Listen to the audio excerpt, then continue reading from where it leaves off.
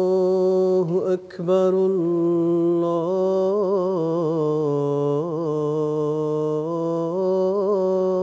الله أكبر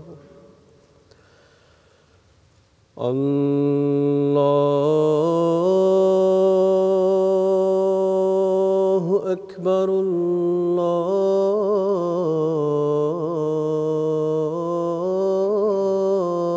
الله أكبر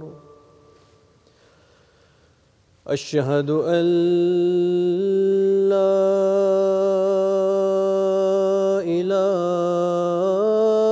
إله إلا الله أشهد أن لا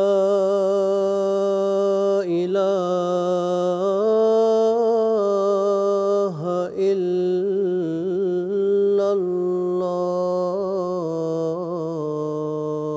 الله أشهد أن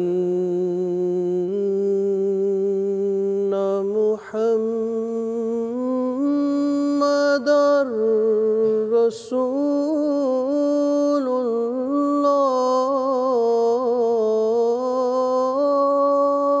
الله أشهد أن محمدًا رسول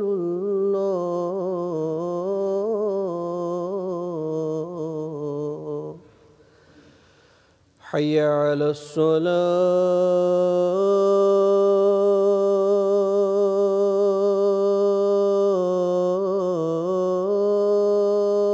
الصلاة حي على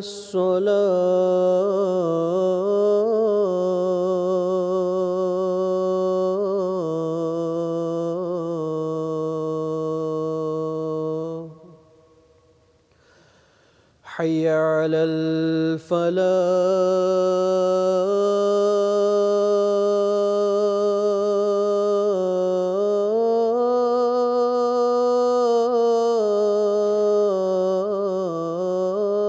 الفلاح حي على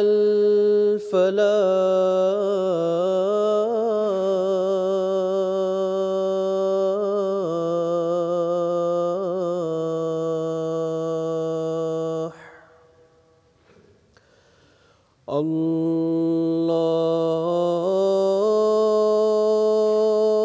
الله أكبر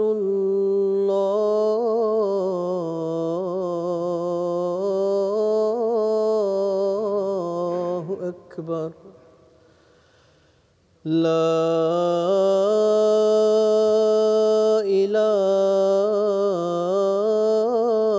إله إلا الله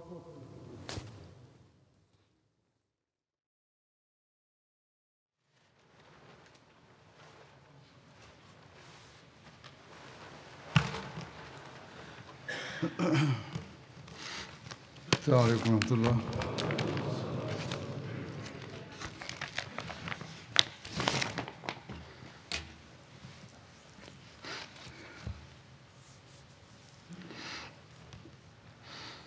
أشهد أن لا إله إلا الله وحده لا شريك له وأشهد أن محمدًا عبده ورسوله أما بعد فأعوذ بالله من الشيطان الرجيم بسم الله الرحمن الرحيم الحمد لله رب العالمين الرحمن الرحيم مالك يوم الدين إياك نعبد وإياك نستعين اهدنا الصراط المستقيم صراط الذين أنعمت عليهم غير المغضوب عليهم ولا الضالين.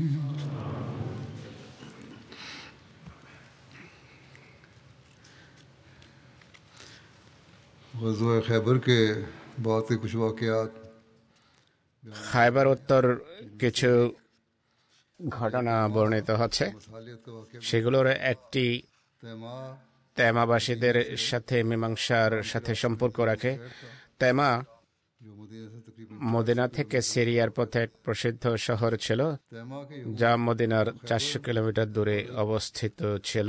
তেমার ইহুদিরা যখন খায়বার ফাদাক এবং مسلمانوں کے خلاف کسی কোরা উপত্যকার محاذرائی کرنے کے بجائے সংবাদ পৌঁছে, তারা آدمی بھیج کر মুসলমানদের বিরুদ্ধে কোনো প্রকার جسے رسول اللہ صلی اللہ علیہ প্রতিরোধ করার পরিবর্তে মীমাংসার প্রস্তাব দেয়, সন্ধির প্রস্তাব দেয়। মহানবী এটি গ্রহণ করেন আর তেমার ইহুদিদেরকে তাদের ধন সম্পদ সহ নিজ অঞ্চলে বসবাসের اسی موقع پر অনুমতি প্রদান করেন। فجر کی تاخیر کا بھی واقعہ بیان ہو ফজরের নামাজ حضرت ابو ہریرہ দেরিতে পড়ার একটা ঘটনাও বর্ণিত হয়েছে। হযরত আবু হুরায়রার পক্ষ থেকে غزوہ خیبر বর্ণিত, মহানবী সাল্লাল্লাহু আলাইহি সাল্লাম کی رات چلتے رہے খায়বার থেকে ফেরার পথে সারা রাত کے قریب সফর করেন। ঘুম আসলে মদিনার بلال سے فرمایا পাশে আরাম করার জন্য যাত্রা বিরতি দেন আর বেলালকে বলেন, حفاظت کرو، یعنی تم دیکھتے رہنا۔ আজ রাতে আমাদের নামাজের پھر حضرت بلال نے সময়ের ان کے لیے রক্ষণাবেক্ষণ করো, অর্থাৎ দৃষ্টি রেখো, আমাদেরকে জাগাবে। نماز پڑھی۔ হযরত বেলাল যতটা তার জন্য সম্ভব ছিল জাগার চেষ্টা করেন, সারা রাত اللہ صلی اللہ علیہ নফল পড়েন। وسلم اور آپ کے صحابہ سو گئے۔ আর মহানবী جب فجر کا সাল্লাল্লাহু আলাইহি সাল্লাম এবং তার সাহাবীরা ঘুমিয়ে পড়েন। ফজরের সময় ঘনিয়ে এলে رخ کرتے ہوئے হযরত বেলাল سہارا لیا পূর্বমুখী হয়ে تو بلال پر নিজের বাহনে হেলান দেন আর হযরত বেলালও ঘুমিয়ে পড়েন। اس نہ تو رسول اللہ তখন উটের গায়ে হেলান দিয়ে نہ بلال তিনি ঘুমিয়ে পড়েন।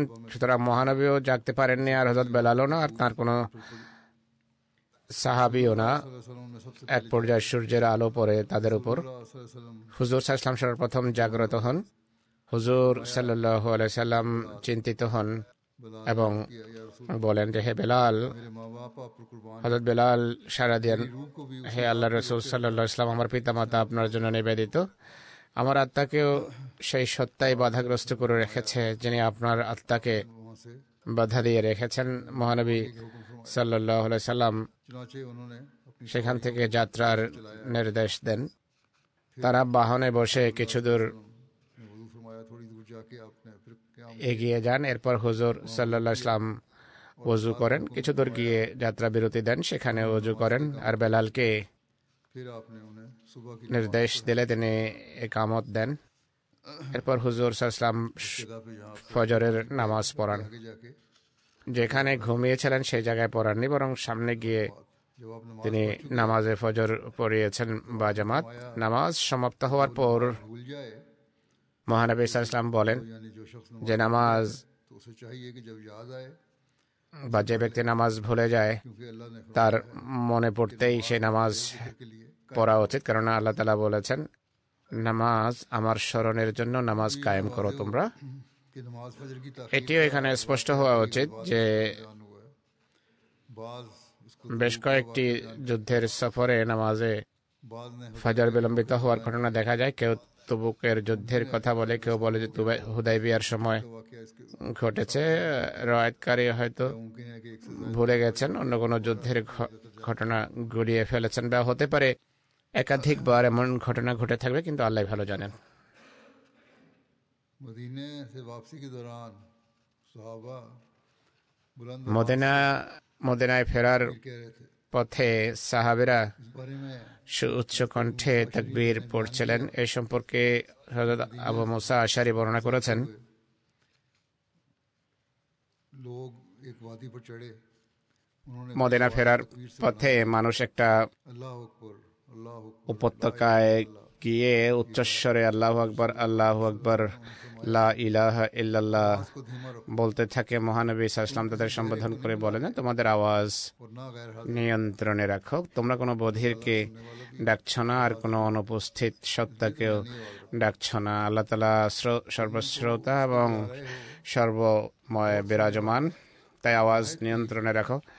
তোমরা তাকে ডাকছ যিনি সর্বশ্রোতা এবং খুবই দয়ালু এবং তিনি তোমাদের সাথে আছেন, খুবই উদার। सवारी के पीछे আর বলেন, রওয়ায়াতকারী বলেন, আমি মহানবীর বাহনের পিছনে বসেছিলাম, তিনি আমার আওয়াজ শোনেন। আমি বলছিলাম, লা হাওলা ওয়ালা কুওয়াতা ইল্লা বিল্লাহ। आप सर ने मुझे सुन ली मेरी आवाज, इस पर आपने मुझे হুজুর আমার আওয়াজ শুনে আমাকে বলেন, मैंने अर्ज किया হে আব্দুল্লাহ বিন কায়েস। अबू मूसा আমি বললাম, হে আল্লাহ রসুল, আমি नाम अब्दुल्ला बिन कैस উপস্থিত। লাব্বাইক। আবু মুসা আশারির নাম ছিল আব্দুল্লাহ বিন কায়েস। या रसूल अल्लाह, তাকে সম্বোধন করে রসুল্লাহ কথা বলেন। आपने फरमाया क्या আমি বললাম, লাব্বাইক হে আল্লাহ রসুল সাল্লাল্লাহু আলাইহি সাল্লাম। जन्नत के खजानों में से তিনি खजाना বলেন, আমি কি তোমাকে मैंने अर्ज किया এমন একটি বাক্যের কথা বলবো না জান্নাতের ধনভাণ্ডার গুলোর একটি? আমি বললাম, হে আল্লাহ রসুল, কেন নয়, আমার পিতামাতা আপনার জন্য নিবেদিত, অবশ্যই বলুন হে আল্লাহ রসুল। তিনি বলেন, লা হাওলা ওয়ালা কুওয়াতা ইল্লা বিল্লাহ। फरमाया ये बड़ा कलमा है कि ना बदी से बचने की ताकत है इंसान में और ना অনুবাদ হলো, कुव्वत है किसी इंसान মানুষের মাঝে পাপ এড়ানোরও শক্তি নেই আর পূর্ণ করারও সামর্থ্য নেই। যাই হয় খোদা প্রদত্ত শক্তি এবং সামর্থ্য বলেই হয়। তো এদিকে দৃষ্টি আকর্ষণ করেন তিনি যে তুমি যে বাক্য পড়েছ খুবই মহান একটি বাক্য, এটি খোদার নৈকট্যে মানুষকে ধন্য করে। जारी रहा इस्लामी মদিনার উদ্দেশ্যে যাত্রা অব্যাহত থাকে। ইসলামী বাহিনী खुदा ताला के अफजाल और সপ্তম হিজরি মহরমে মদিনা থেকে যাত্রা করে। আল্লাহ তাআলার ফজল, কৃপা এবং इनाम में ये ব্যাপক खुदा में সাফল্য লুফেনিয়া সফরের শেষের দিকে বা রবিউল আউয়ালের প্রারম্ভে মদিনা ফিরে আসে।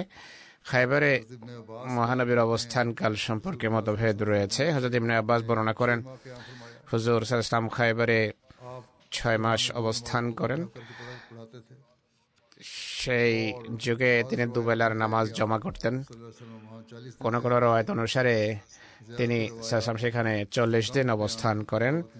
বেশিরভাগ রওয়ায়াত অবশ্য 40 দিন অবস্থানের কথাই বলে, যা দুই সময়ের মাঝে তুলনামূলকভাবে কম। খাইবার বিজয়ের অনেক সুফল মুসলমানদের পক্ষে প্রকাশ পায়। अरब में খাইবার বিজয়ের একটা মৌলিক से कबाइल প্রভাব যা পড়ে তা হলো আরবে और मुसलमानों के खिलाफ मंसूबा আরব करने मसरूफ थे আরবের বিভিন্ন অঞ্চলে বিভিন্ন গোত্র যারা ইতিপূর্বে ইসলাম মুসলমানদের বিরুদ্ধে ষড়যন্ত্রে লিপ্ত ছিল, তারা कुछ नहीं इताअत ভয় পেয়ে যায়। কিছু গোত্র মীমাংসার হাত প্রসারিত করে আর কিছু গোত্র আনুগত্য করার মাঝেই কল্যাণ দেখে। আর এর ফলে মুসলমানদের রাজনৈতিক গুরুত্ব বৃদ্ধি পায়। খাইবার বিজয়ের একটি ফলাফল যা প্রকাশ পায় তা হলো আরব উপদ্বীপে ইহুদি শক্তি প্রায় লোপ পায়। মদিনার এবং খাইবারের ইহুদিরা फौजी ताकत की एक अलामत समझा আরবের বিভিন্ন অঞ্চলে অর্থনৈতিক এবং সামরিক শক্তির প্রতীক গণ্য হতো।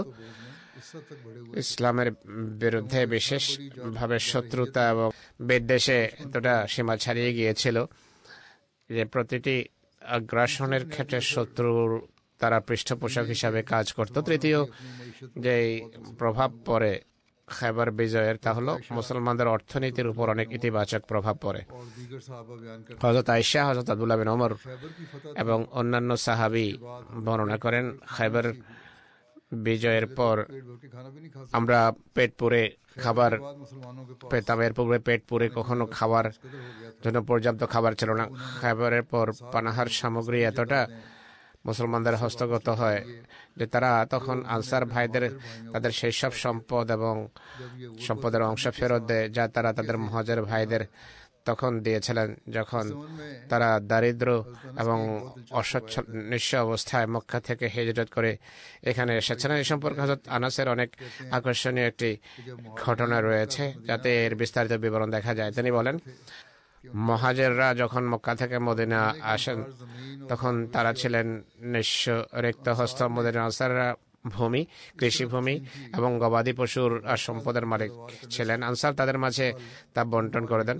তারা প্রত্যেক বছর তাদের উৎপাদিত অর্ধেক ফসল মহাজেরদের হাতে তুলে দিতেন। হযরত আনাসের মা তার ফলবাহী খেজুর বৃক্ষ মহানবীর চরণে উৎসর্গ করেন। মহানবী সেই বৃক্ষ হযরত উম্মে আইমনকে দিয়ে দেন। মহানবী নিজে রাখেননি, উম্মে আইমনকে দিয়ে দেন। খায়বার থেকে ফেরার পর মহাজেরা যখন আনসারদেরকে তাদের সম্পদ ফেরত দেন, তখন মহানবী হযরত আনাসের মাকে তার গাছ ফেরত দেন। হযরত আনাস বলেন, আমি যখন উম্মে আইমনকে বললাম এই বৃক্ষ আমরা এখন ফেরত পেয়েছি, তিনি বলেন এই বৃক্ষ তো এখন আমি ফেরত দেব না, এটি মহানবী আমাকে দিয়েছেন। হয়তো মহানবীর প্রতি ভালোবাসা বা তার দেয়া জিনিস বরকতের কারণে ফেরত দেওয়ার পক্ষে ছিলেন না, উনি বলেন আমি ফেরত দেব না। হযরত আনাস মহানবীর কাছে গিয়ে পুরো ঘটনা অবহিত করেন। হুজুর সাল্লাল্লাহু আলাইহি ওয়াসাল্লাম হযরত উম্মে আইমনকে বলেন, উম্মে আইমন এই বৃক্ষ দিয়ে দাও, এর বিনিময়ে এ পরিমাণ বৃক্ষ আমি তোমাকে উপহার দেব। তিনি মানেননি। তিনি বলেন, হুজুর আপনি আমাকে এটি দিয়েছেন, এটি অনেক কল্যাণময়, তাই ফেরত দেব না। মহানবী এর বিনিময়ে তাকে 10 গুণ বৃক্ষ দিয়েছেন। এরপর তিনি তা ফেরত প্রদান করেন। ইতিহাসে এক যুদ্ধের উল্লেখ পাওয়া যায়, এটিকে বলা হয় জাতুর রেকার যুদ্ধ। এই গজওয়া বা যুদ্ধকে মহারে বনু সালেবা এবং বনু আম্মারও বলা হয়ে থাকে।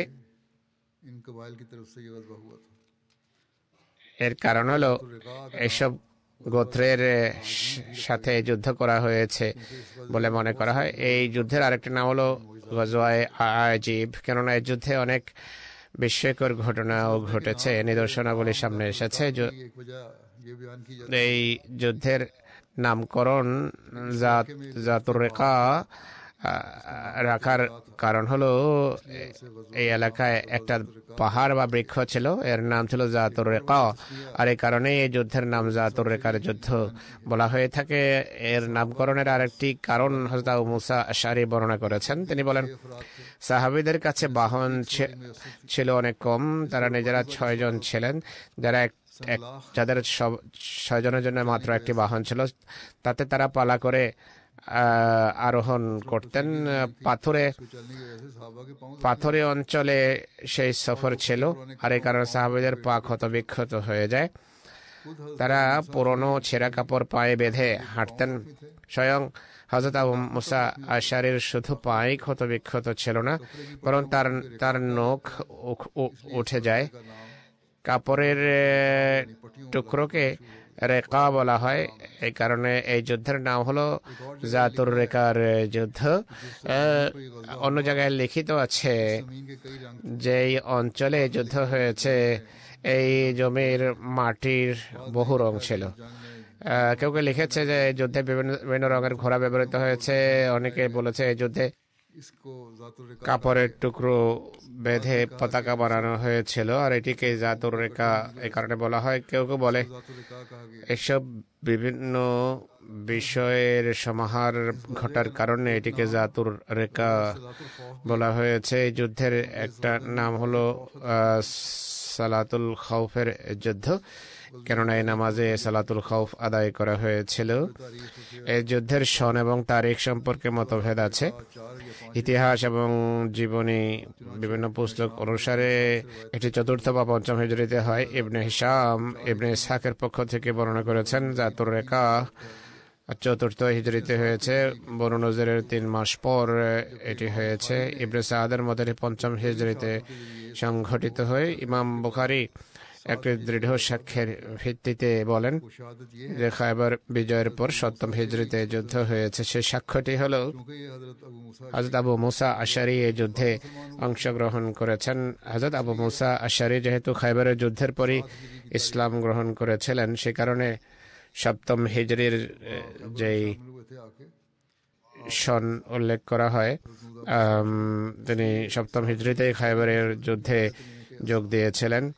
এই কারণে সপ্তম হিজরি আসলে যুদ্ধের সন হিসেবে বেশি সঠিক। सीरत खातम नबीन के आखिर में হযরত সাহেবজাদা মির্জা বশির আহমদ সাহেব সিরাত খাতামান নবীনের শেষের দিকে তার পুস্তকের বাকি অংশের জন্য যে শিরোনাম নির্ধারণ করেছেন তাতে জাতুর রেখাকে সপ্তম হিজরিতে খয়বরের পর হয়েছে বলে উল্লেখ করেছেন। ये था এই যুদ্ধের একটি কারণ ছিল चोरी और डाका নজদ অঞ্চলে কিছু লোক বিভিন্ন সময়ে চুরি ডাকাতির ঘটনা ঘটিয়ে মুসাফিরদেরকে इसलिए इन पर काबू पाना खासा উত্ত্যক্ত করছিল। তারা কোনো এক জায়গায় অবস্থান করতো না, এই কারণে তাদেরকে নিয়ন্ত্রণ করা কঠিন ছিল। মহানবী তাদের বিরুদ্ধে गजबे का दूसरा सबब কার্যকর ব্যবস্থা গ্রহণের সিদ্ধান্ত নেন। এই যুদ্ধের আরেকটি কারণ যা উল্লেখ করা হয় তা হলো मदीने के लोगों ने এক ব্যক্তি বাণিজ্য পণ্য নিয়ে মদিনায় আসে। মদিনার লোকেরা তার কাছ থেকে বিভিন্ন জিনিস ক্রয় করে।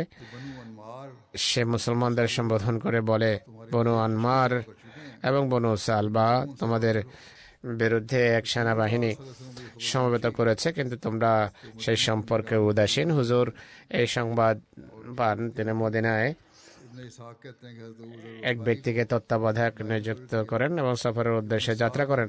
ইবনে ইসহাক বলেন, হযরত আবু যর গফারিকে তিনি নায়েব নিযুক্ত করেন। ইবনে সাদ ইবনে ইসহাকের মতে बारह ये सफर হযরত উসমান বিন আফফানকে তিনি নিগরান নিযুক্ত করেন। তিনি সফরের উদ্দেশ্যে এরপর যাত্রা করেন। এই যুদ্ধের অবস্থা, रसूलुल्लाह পরিস্থিতি এবং ঘটনা সম্পর্কে উল্লেখ রয়েছে যে 400 आदमियों के साथ হুজুর সাল্লাল্লাহু আলাইহি সাল্লাম মদিনা থেকে 400 ব্যক্তিকে নিয়ে বা কোন কোন রওয়ায়াত অনুসারে 700 বা 800 লোককে নিয়ে যাত্রা করেন এবং শুকরা উপত্যকায় পৌঁছেন। শুকরা মদিনা থেকে 2 মাইল সফরের দূরত্বে অবস্থিত। সেখানে একদিন অবস্থান করে এর চতুর্দিকে उन्होंने खबर दी সৈন্যদল পাঠান। রাত পর্যন্ত সব সৈন্যদল ফিরে আসে। के निशानात তারা এই সংবাদ দেন যে তারা কাউকে দেখেনি এবং তারা পদচিহ্ন মিটিয়ে দিয়েছে। এরপর মহানবীর সাথে বেরিয়ে নখলে পৌঁছে। নখল মদিনা থেকে প্রায় 62 মাইল দূরে অবস্থিত। औरतों के अलावा किसी को ना पाया। সেসব গোত্রের বসতি স্থলে পৌঁছলে সেখানে মহিলা ছাড়া আর কাউকে তারা পাননি।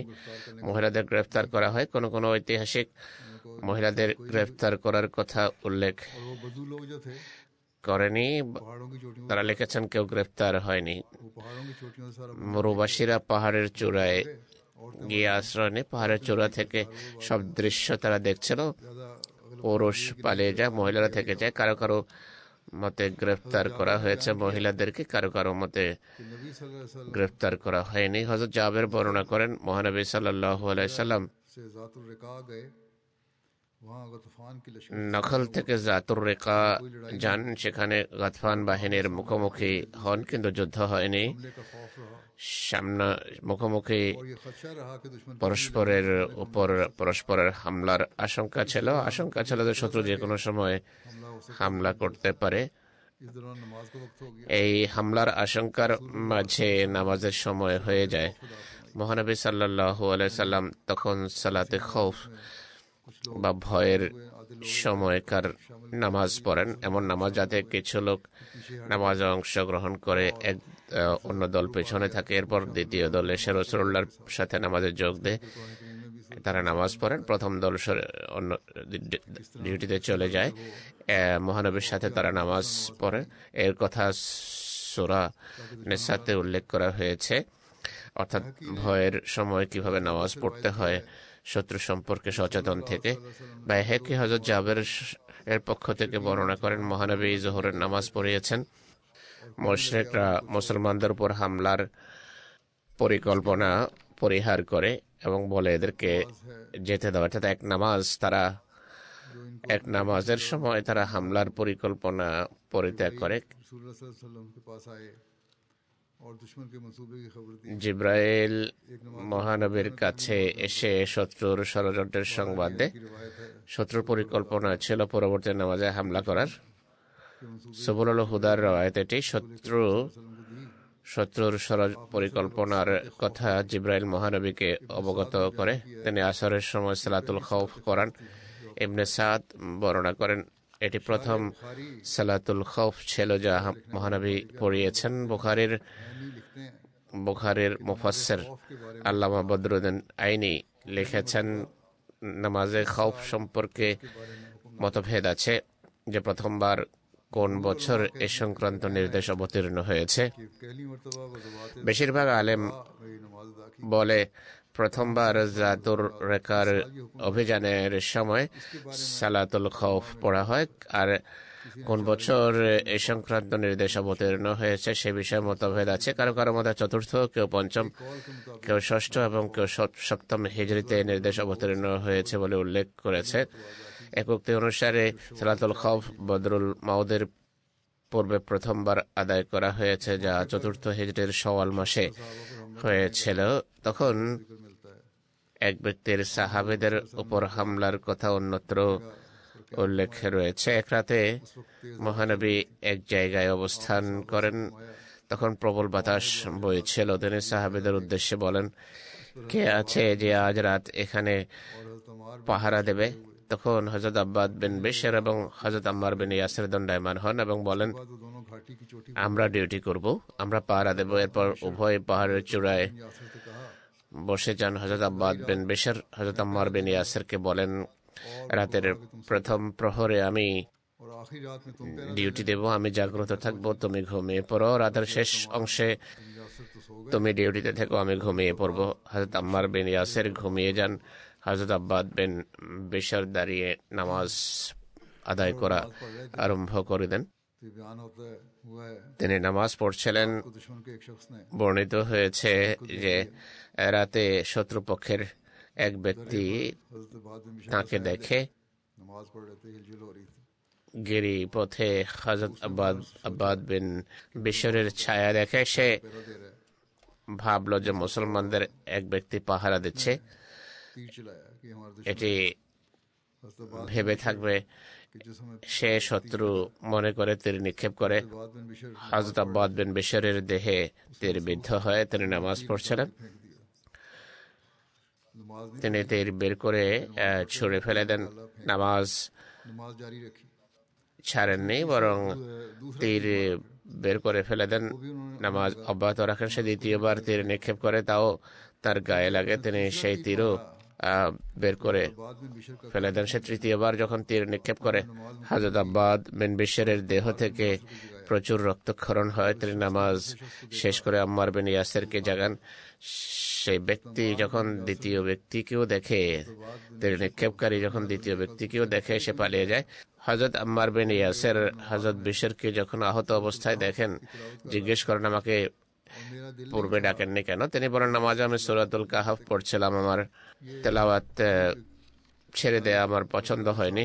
এটি অদ্ভুত এক সম্পর্ক আল্লাহর সাথে ছিল, আন্তরিকতা ছিল, বিশ্বস্ততা ছিল, ইবাদতের আগ্রহ ছিল তাদের মাঝে। আহত হওয়া নিয়ে কোনো মাথা ব্যথা ছিল না। কোনো কোনো রওয়ায়েতে এটি উল্লেখিত আছে যে তীর হযরত আম্মার বিন ইয়াসিরের গায়ে লেগেছিল।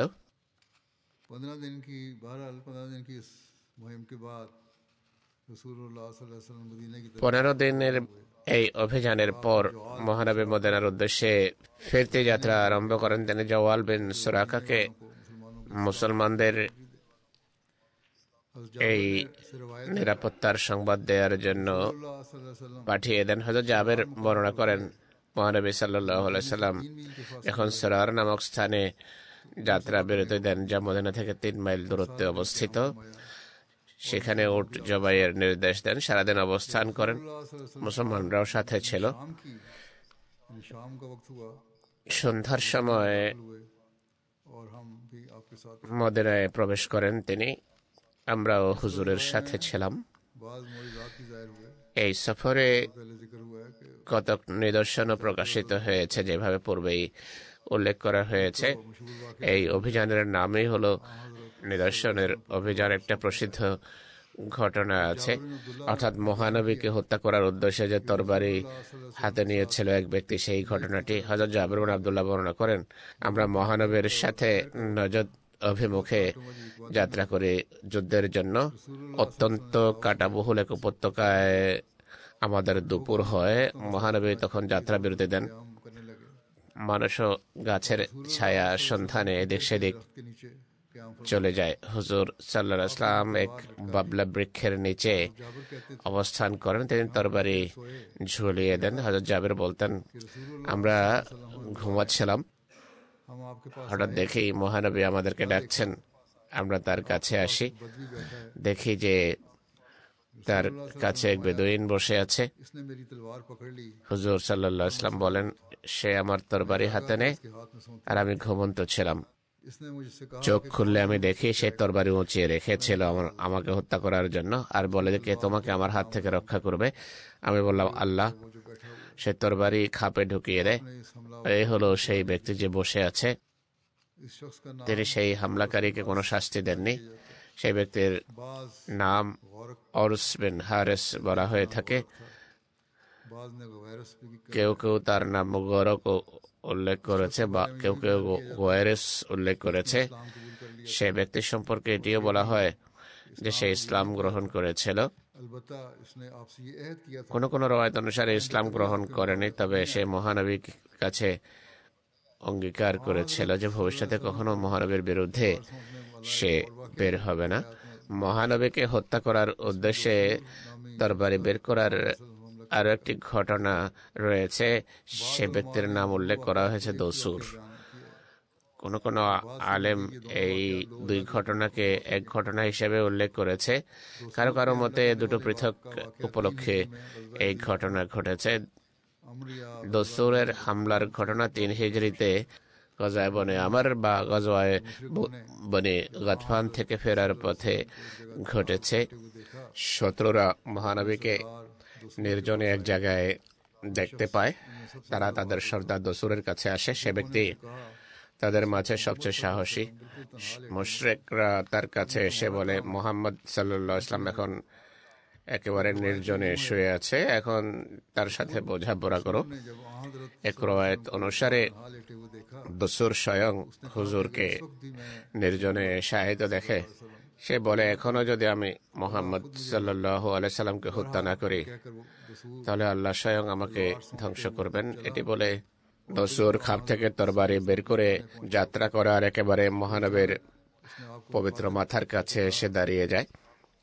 সে হঠাৎ করে তাকে সম্বোধন করে বলে, আজকে आपको मेरे हाथ से कौन বা বলে যে এখন हजरत কে আপনাকে আমার হাত থেকে রক্ষা করতে পারে? अल्लाह मुझे तुमसे बचाएगा। মহানবী নিশ্চিন্ত চিত্তে বলেন, আল্লাহ তাআলা আমাকে তোমার হাত থেকে রক্ষা করবেন। তখন সে বাড়িতে পড়ে যায় আর তার হাত থেকে তরবারি খসে পড়ে। হুজুর তাৎক্ষণিকভাবে তার তরবারি হাতে নিয়ে তাকে कौन बचाएगा? সম্বোধন করে বলেন, कहा তোমাকে কে আমার হাত থেকে রক্ষা করবে? তখন দসুর বলে, লা আহাদ, कोई नहीं बचा কেউ নেই যে আমাকে রক্ষা করতে পারে আপনার হাত থেকে। রক্ষা করার কেউ নেই, আর আমি সাক্ষ্য দিচ্ছি যে আল্লাহ ছাড়া কোনো উপাস্য নেই আর মোহাম্মদ সাল্লাল্লাহু আলাইহি সাল্লাম আল্লাহর রাসূল। कहने लगा कि अल्लाह की कसम आइंदा में कभी आपके खिलाफ लोगों की जथाबंदी খোদার কসম, আমি ভবিষ্যতে কখনো আপনার বিরুদ্ধে उसकी तलवार লোক সমাগম ঘটাবো না, এই অঙ্গীকার করে। মহানবী তার তরবারি তাকে দিয়ে দেন।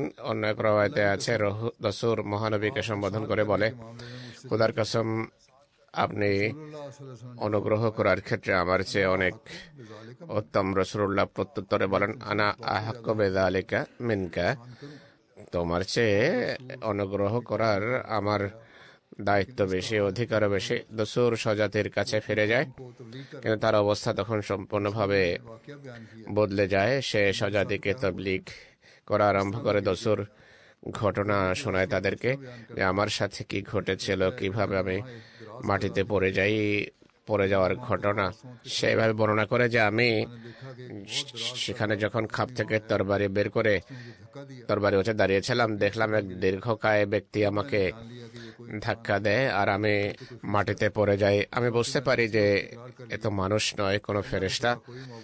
তখন আমি স্বীকারোক্তি প্রদান করি যে আল্লাহ ছাড়া কোনো সত্য উপাস্য নেই আর মোহাম্মদ সাল্লাল্লাহু আলাইহি সাল্লাম আল্লাহ তাআলার রাসূল। সে বলে যে আমি তার বিরুদ্ধে কোনো পদক্ষেপ নেব না। এরপর স্বজাতিকে সে তবলিগ করা আরম্ভ করে। এই ঘটনা এক জায়গায় এইভাবে লেখা আছে। সেখানেই পাখি সংক্রান্ত এক ঘটনা ঘটে। হযরত জাবের বর্ণনা করেন, আমরা মহানবী সাল্লাল্লাহু আলাইহি ওয়াসাল্লামের সাথে ছিলাম। সাহাবীদের এক ব্যক্তি এক পাখির ছানা নিয়ে আসে, মহানবী সেটিকে দেখছিলেন। সেই ছানার মা বা রওয়ায়াত অনুসারে মাদা, অন্য রওয়ায়াত অনুসারে নর মাদা উভয় পাখি সাহাবীর সামনে মাটিতে বসে যায়। যে সাহাবী পাখির ছানা आया और उनके सामने ধরে নিয়ে এসেছিল, बड़ा परिंदा जो था माँ या बाप में से নর মাদা পাখি এসে মাটিতে देखा পড়ে যায়। वो इससे तो তিনি বলেন, আমি লোকদের দিকে তাকাচ্ছিলাম, তারা আশ্চর্য হচ্ছিল যে হচ্ছে কি। সেই নর বা মাদা পাখি এসে तुम इस परिंदे पर ताज्जुब करते हो। মাটিতে বসে যায়। মহানবী সাল্লাল্লাহু আলাইহি ওয়াসাল্লাম বলেন, এই পাখিটি দেখে তুমি আশ্চর্য হচ্ছ যে পাখি কেন নিজ ছানার খাতিরে নিজের জীবনকে হুমকির মুখে ঠেলে দিচ্ছে। তুমি এর ছানা ধরে নিয়ে এসেছ, আর এই পাখি নিজের ছানা মুক্ত করার জন্য নিজ জীবনকে হুমকির মুখে ঠেলে দিয়েছে। তিনি বলেন, খোদার কসম, তোমাদের প্রভু এর চেয়ে বেশি নিজ বান্দাদের প্রতি দয়াদ্র। যতটা দয়ায় পাখি প্রদর্শন করছে তার ছানার প্রতি, খোদা তাআলা এর চেয়ে বেশি স্নেহশীল তার বান্দার প্রতি। এই সফরে এক পাগল ज़ातुल रिका में निकले বাচ্চার সুস্থতার देहाती औरत अपने बेटे के কথাও দেখা যায়। হযরত জাবের বলেন যে আমরা মহানবীর সাথে সফরে বেরোয়, পথের মধ্যে এক গ্রাম্য মহিলা তার সন্তানকে নিয়ে আসে, বলে যে হে আল্লাহর রাসূল, আমার ছেলের উপর শয়তান প্রাধান্য বিস্তার করেছে, অর্থাৎ সে পাগল হয়ে যায়। মহানবী তার মুখ খোলেন, তাতে নিজের লালা মিশিয়ে দেন এবং বলেন যে হে আল্লাহর শত্রু দূর হয়ে যা। এই দোয়া করেন এবং বলেন যে আমি আল্লাহর রাসূল। এই কথা বা বাক্য 3 বার বলেন। এরপর বলেন শিশুকে নিয়ে যাও, এই শিশু আর কখনো এই রোগে আক্রান্ত হবে না। 3 अंडों में बरकत का वाक़या ডিমে বরকতের के अंडे से ঘটনাও দেখা যায়। উট পাখির ডিমের ঘটনা হযরত জাবের বর্ণনা করেন। জাতুর রেকার যুদ্ধে ওরওয়া বিন যায়েদ হারসি 3টি ডিম নিয়ে আসেন। এই ডিম সুতোর মোরগের বা উট পাখির ডিম ছিল, যেখানে ডিম দিয়েছে সেখানে পড়েছিল। তিনি বলেন, জাবের এগুলো নিয়ে নাও আর এগুলো পাকাও। আমি রান্না করলাম আর একটি পেয়ালায় নিয়ে আসি। এরপর রুটি সন্ধান করি, পেলাম না। হুজুর সাল্লাল্লাহু আলাইহি এবং সাহাবেরা রুটি ছাড়াই এগুলো খাওয়া আরম্ভ করেন, তাদের পেট ভরে যায়। পেয়ালাতে ডিম बहुत से सहाबा कराम ने প্রথম দিকে যেমন ছিল সেভাবেই পড়েছিল। এরপর অনেক সাহাবী তা থেকে খান। এরপর আমরা मौके पर সফর অব্যাহত রাখি।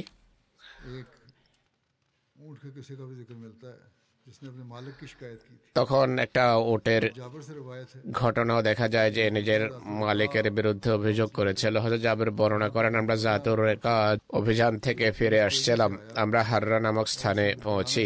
এক উট দ্রুত আসে এবং কাঁদতে থাকে, क्या तुम जानते हो কান্না আরম্ভ করে। মহানবী বলেন, তোমরা কি জানো এই উট কি বলেছে? সেই উট তার মালিকের বিরুদ্ধে আমার কাছে অভিযোগ করছিল।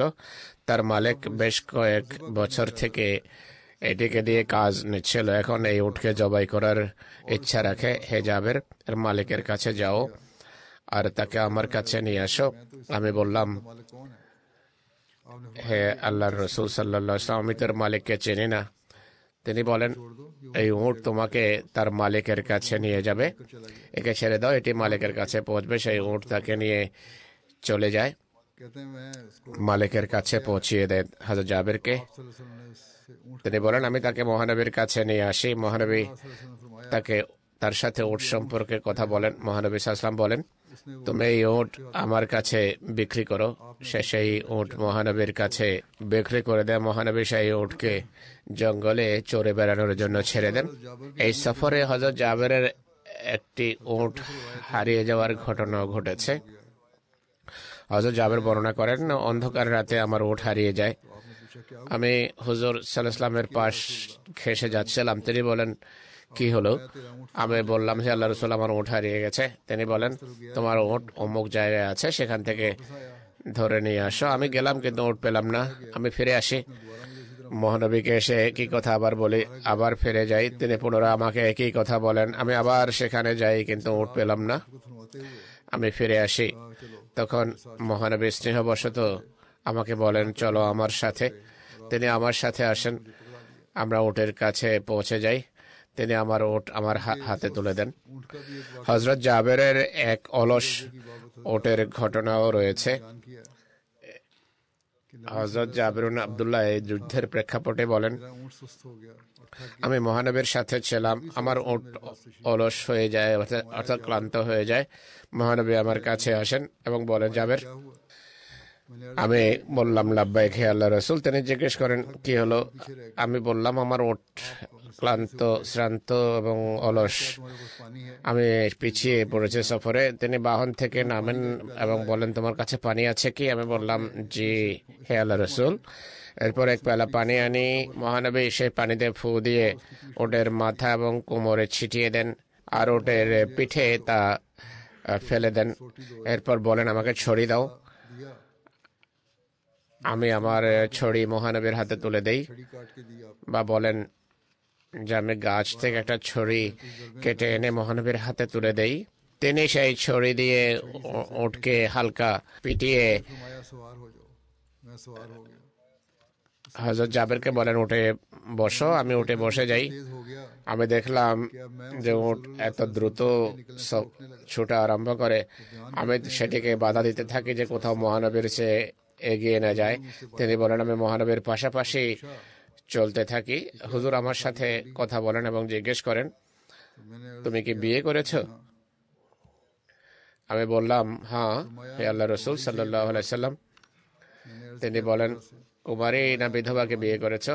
আমি বললাম, বিধবা। क्यों शादी नहीं की? তিনি বলেন, যুবতী কুমারীকে কেন বিয়ে করনি? उससे खेलते তুমি একজন যুবক, मैंने अर्ज किया कि मेरी তুমি তার সাথে খেলাধুলা করতো, সে তোমার সাথে খেলাধুলা করতো। আমি বললাম, হে আল্লাহ রসুল, আমার বোনেরা রয়েছে। জাবেরের পিতা ওহদের যুদ্ধে শহীদ হয়েছেন, তার 7 বোন ছিলেন। ऐसी औरत से शादी कर তিনি বলেন, আমার বোনেরা রয়েছে। जुई करे, ভাবলাম এমন কোন মহিলাকে বিয়ে করা উচিত যে তাদের মন জয় করবে, তাদের লালন পালন করবে। अब तुम घर पहुंचने वाले हो, এরপর তিনি বলেন, पहुंचो, এখন তুমি ঘরে যাচ্ছ, हाथ से काम लेना। ঘরে नसीहत फरमाई, বুদ্ধিমত্তার পরিচয় দেবে, সাবধানে যাবে, নসিহত করেন। क्या तुम? এরপর তিনি বলেন, मैंने कहा जी हाँ। তুমি কি তোমার এই উট বিক্রি করবে আমার কাছে? আমি বললাম, হ্যাঁ হে আল্লাহ রাসূল। फिर रसूल তিনি এক উকিয়া রূপার বিনিময়ে আমার কাছ থেকে তা ক্রয় করেন। এরপর মহানবী আমার পূর্বে মদিনায় পৌঁছে যান। আমি পরের প্রভাতে মদিনা পৌঁছি। আমরা মসজিদে আসি। आपने फरमाया আমি তাকে মসজিদের দরজায় দেখতে পাই। তিনি বলেন, छोड़ दो, তুমি পৌঁছে গেছো? আমি বললাম, হ্যাঁ। তিনি বলেন যে তোমার উট ছেড়ে দাও আর মসজিদে গিয়ে 2 রাকাত নফল পড়ো। আমি মসজিদের ভেতরে যাই, নামাজ পড়ি। किया चांद এরপর হযরত বেলালকে বলেন, জাবেরকে মেপে এক উকিয়া রূপা দিয়ে দাও। সেই উটের মূল্য যা পথিমধ্যে নির্ধারিত হয়েছিল সেটি দিতে বলেন। হযরত বেলাল মেপে আমাকে দিয়ে দেন, কিছুটা বেশিও দেন। আমি ফিরে যাচ্ছিলাম, মহানবী বেলালকে বলেন যে জাবেরকে আমার কাছে ডাকাও। জাবের বলেন, আমি মনে মনে বললাম, মহানবী সাল্লাল্লাহু আলাইহি ওয়াসাল্লাম এখন আমাকে আমার উট ফেরত দেবেন। আর সেই উট ফেরত পাওয়ার চেয়ে বেশি প্রিয় জিনিস আমার কাছে আর কোনোটা ছিল না। তিনি বলেন, তোমার উট নিয়ে যাও আর এর মূল্য নিজের কাছেই রাখো। হযরত জাবেরের প্রত্যাশা বিপরীতে তাকে উটও দিয়ে দেন আর রূপাও। মহানবী বলেন, উটও রাখো আর রূপাও তোমার কাছেই রাখো। মূল্য তিনি ফেরত নেননি। थोड़े से पानी की बहुत ज्यादा होने का वाक्य का एक है। স্বল্প পানি অনেক বেশি পানিতে পরিণত হওয়ার নিদর্শন রয়েছে। হযরত জাবের বর্ণনা করেন, এই সফরকালে या जाबर वजू के একবার মহানবী সাল্লাল্লাহু আলাইহি ওয়াসাল্লাম বলেন, হে জাবের, ওযুর ঘোষণা দাও। सुनो वजू करो। আমি বললাম, শোনো, ওযু করো, ওযু ওযু। कहते हैं मैंने यार सूरत में এই ঘোষণা তো করলাম, কিন্তু একই সাথে মহানবীর কাছে নিবেদন করি, इस वक्त तो पास हमारे কাফেলায় फरमाया कि फलां बिन फलां এক বিন্দু পানিও নেই। তিনি বলেন, को क्या उसकी मश्क में कुछ है? অমুক আনসারের কাছে যাও, मैं তার মস্কিতে কোনো পানি আছে কিনা। के मुश्किलों में আমি সেখানে যাই, দেখলাম তার এক एक कतरा था, মশকে, पानी था। अगर मैं মশকের মুখে 1 ফোঁটা পানি ছিল, স্বল্প পরিমাণ পানি ছিল। निकलना ही আমি যদি সেটি উল্টিয়ে দিতাম, তা মাটিতে পড়ে যেত এবং মাটি তা শুষে নিত। এরপর আমি মহানবীর কাছে আসি এবং বলি, এই মশকের মুখে 1 ফোঁটা পানি পেয়েছি, যদি এটিকে ঢালার চেষ্টা করি তাহলে মশকের শুষ্ক অংশ সে পানি শুষে ফেলবে। আমি বললাম, আমার কাছে আনো। আমি তার কাছে নিয়ে আসি। তিনি সেটিকে হাত দিয়ে ধরেন এবং দোয়া করেন। কিছু বলছিলেন, আমি জানি না তিনি কি দোয়া করেছেন। তিনি নিজের হাত দ্বারা সেটিতে চাপ দিচ্ছিলেন। এরপর সেটি আমার হাতে তুলে দেন, বলেন, হে জাবের, একটি বড় টব আনিয়ে নাও। আমি সেটি মহানবীর সামনে রেখে দেই। इतना हाथ उठाया, হুজুর সাল্লাল্লাহু আলাইহি ওয়াসাল্লাম সেই টবে নিজের হাত রাখেন, সেটিকে इतना फैलाया और अपनी এইভাবে হাতকে বিস্তৃত করেন, আঙ্গুল ছড়িয়ে দেন, टैब की तय হাত ছড়িয়ে দেন টবে, টবের গভীরে তার পবিত্র হাত নিয়ে যান, और फरमाया जाबिर लो, হাত টবের তলায় নিয়ে যান এবং বলেন যে, হে জাবের, আমার হাতে পানি ঢেলে দাও আর বিসমিল্লাহ পড়ো। পানির যে কয়টি ফোঁটা আছে আমার হাতে पढ़कर मैंने ঢেলে দাও। আমি তার হাতে ঢেলে দেই, বিসমিল্লাহ পরে আমি पानी चश्मे की तरह পানি দেখলাম যে তার আঙ্গুলের মাছ থেকে ঝর্ণার মতো সবেগে পানি বের হতে থাকে এবং এক পর্যায়ে সেই টব ভরে যায়। তিনি বলেন, হে জাবের, প্রত্যেক সেই ব্যক্তিকে ডাকো যার পানির প্রয়োজন। তিনি বলেন, মানুষ আসে, তারা পানি পান করে, তৃপ্তির সাথে পান করে। बाकी है। फिर रसूलुल्लाह सल्लल्लाहु अलैहि वसल्लम আমি বললাম, আর কারো পানির প্রয়োজন আছে কি? এরপর মহানবী সেখান থেকে হাত বের করেন আর টব পানিতে পরিপূর্ণ ছিল।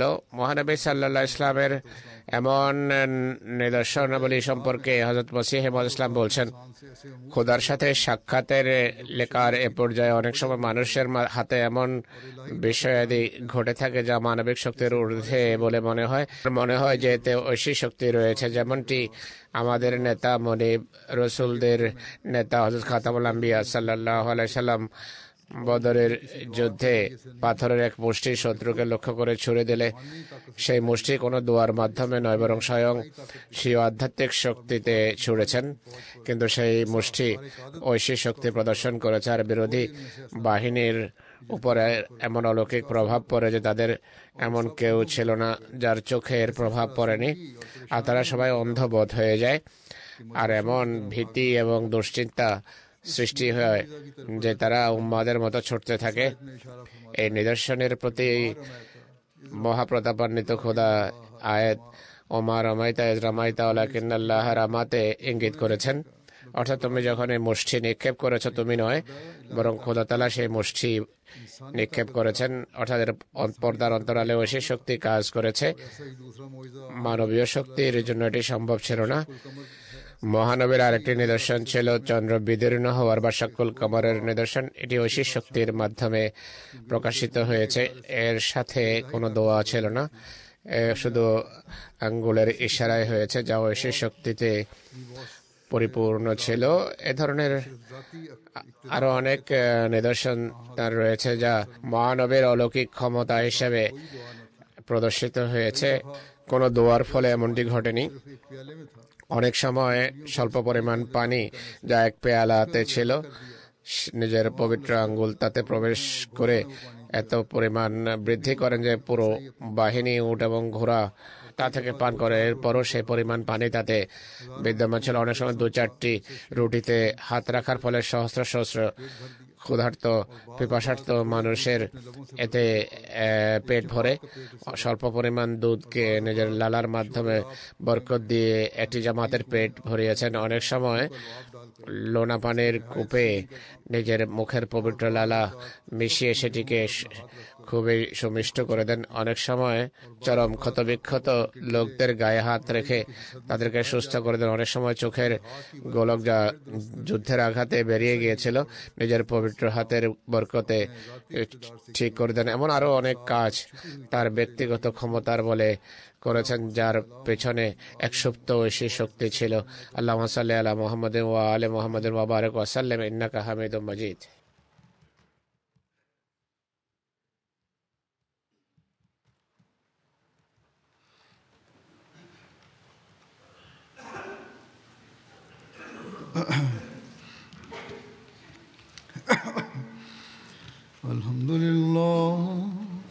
الحمد لله نحمده ونستعينه ونستغفره ونؤمن به ونتوكل عليه ونعوذ بالله من شرور أنفسنا ومن سيئات أعمالنا من يهده الله فلا مضل له ومن يضلل فلا هادي له ونشهد أن لا إله إلا الله ونشهد أن محمدا عبده ورسوله عباد الله رحمكم الله إن الله يأمر بالعدل والإحسان وإيتاء ذي القربى وينهى عن الفحشاء والمنكر والبغي